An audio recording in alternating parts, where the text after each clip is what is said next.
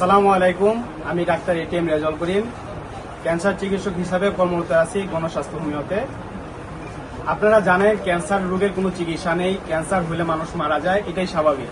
কিন্তু আজকে আপনাদের সামনে পরিচয় করে দিব এমন একজন ব্যক্তি যিনি নিজেও একজন পল্লী চিকিৎসক। ওনার নাম হলো ডাক্তার মালিক নাথ। ওনার সাথে একটু আমরা পরিচয় করে দিই। ওনার সর্বপ্রথম ছিল কোলিলিথিয়াসিস, যেটাকে আমরা পিত্তথলির পাথর হিসাবে আমরা বর্ণনা করি। ওখানে ওনার কার্সিনোমাটা ধরা পড়ছিল। উনি দীর্ঘ 4 মাস আমাদের এখান থেকে ট্রিটমেন্ট করছে। ট্রিটমেন্ট করার পর ওনার রেজাল্ট সম্পূর্ণ ভালো আসছে। উনি এখন আমাদের ফলো আপ সেশনে থাকবে যাতে এই ক্যান্সারটা ফিরে না আসে। তো আজকে ওনার সাথে আমরা একটু পরিচয় হয়ে নিই। আসসালামু আলাইকুম, আপনি কেমন আছেন? আচ্ছা, আপনি এই সর্বপ্রথম কোথায় কোথায় চিকিৎসা করছেন? আমি সর্বপ্রথম চিকিৎসা মানে আগে চিকিৎসা করা হলো, আমার ক্যান্সার কোনো চিকিৎসা হয় নাই, হোমিওপ্যাথি ডাক্তার এরপরে ওনার ঠিকানা বাড়ি এখানে। আচ্ছা, আপনার নাম? ওনার মানিক চক্রবর্তী। আচ্ছা, আপনার গ্রামের নাম? মোহাম্মদপুর। মোহাম্মদপুর।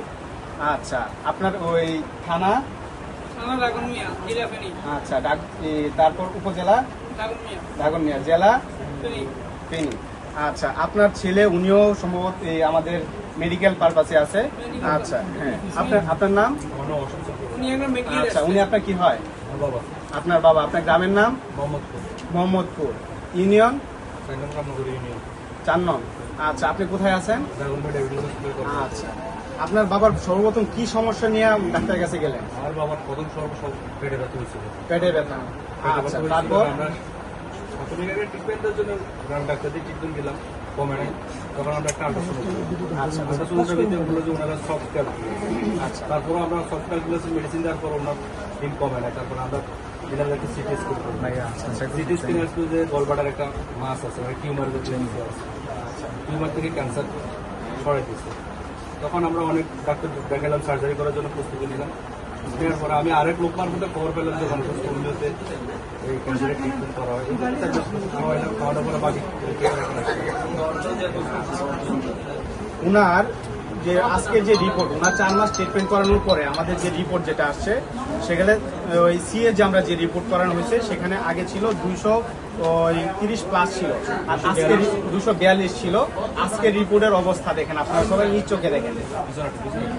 আচ্ছা, এটার পিছনে আবার আরেকটা রিপোর্ট আছে, সেটাও আপনারা দেখে নিতে পারেন।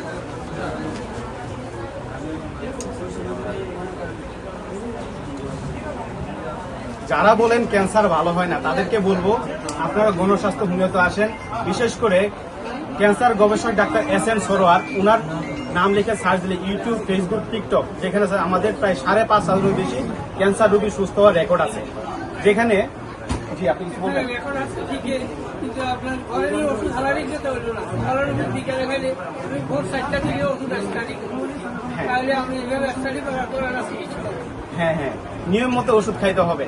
ক্যান্সার রোগী সুস্থ হয় না এই কথার কোনো ভিত্তি নেই, ক্যান্সার ভালো হয়।